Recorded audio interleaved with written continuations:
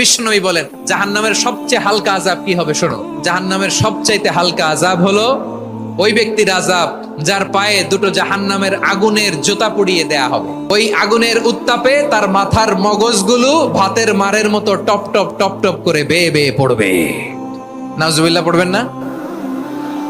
আচ্ছা প্রিয় সিলেট, আওয়াজ করে বলেন, এইটা যদি সবচেয়ে লাইট পানিশমেন্ট হয়, সবচেয়ে হালকা পাতলা সহনীয় আযাব যদি হয়, তাহলে ভয়ঙ্কর তোমার আযাবের কি অবস্থা হবে? আমরা কি ওই জাহান্নামে যেতে চাই?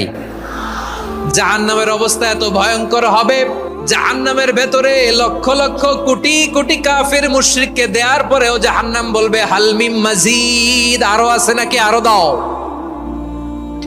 কোটি কোটি কাফেরের দল, মুশরিকের দল, সীমা লঙ্ঘনকারী দল, তাদেরকে যখন জাহান্নামে ফেলা হবে, বড় বড় পাথর খণ্ড জাহান্নামে ফেলা হবে, তারপরও জাহান্নাম বলবে হাল মিন মাজিদ, আরো আছে নাকি, দাও, আরো দাও, আরো দাও।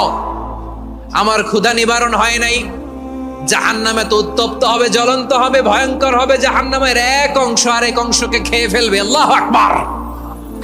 ফেরেশতারাও টালমাটাল হয়ে যাবে। জাহান্নামের রক্ষী ফেরেশতারা কি করবে তারা নিজেরাও বুঝতে পারবে না।